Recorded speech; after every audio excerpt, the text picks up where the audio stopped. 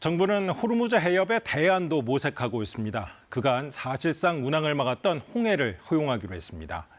이재명 대통령은 위험을 조금씩은 감수할 수밖에 없는 상황이라고 말했습니다. 손서영 기자입니다. 중동 사태 직후 운항 자제 권고가 내려졌던 홍해. 전쟁이 장기화되자 정부가 일부 원유 운반선 운항을 허용하기로 했습니다. 홍해는 호르무즈 해협 봉쇄로 이용이 어려운 걸프만 대신 사우디아라비아 서안 얀부항을 이용하는 우회 경로입니다. 조금의 위험이 있으면 다 막 금지시키고 이렇게 하면 국내 원유 공급 문제는 어떻게 하겠어요? 이 대통령은 최대한 안전을 확보하되 위험을 조금씩은 감수할 수밖에 없는 상황이라고 했습니다.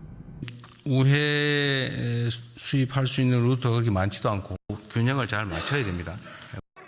예멘의 친이란 세력인 후티 반군의 위협도 변수인데 호르무즈 해협처럼 완벽한 봉쇄까지는 어려운 것으로 정부는 보고 있습니다. 그 가능성은 좀 떨어진다. 그러나 랜덤으로 하나씩 둘씩 공격함으로써 협박은 얼마든지 할 수 있습니다. 당정은 원유 대체 공급선 확보를 위한 외교적 노력에 집중하기로 했습니다. 사우디, 오만, 알제리 등 3개국의 원유 특사를 파견하고 홍해 지역에 국적선 5척 투입을 추진합니다. 다만 우회 경로를 통한 공급 물량은 제한적입니다. 한 달 동안 했더라면 꽤 물량이 반드시 그렇게 볼 수는 없는 게 얀부항 같은 경우에는 500만 배럴 정도가 정부의 민간까지 나서 원유 확보에 총력을 기울이고 있는 가운데 5월 기준 원유 비축 물량은 지난해의 70% 수준까지 올라왔습니다. KBS 뉴스 손서영입니다.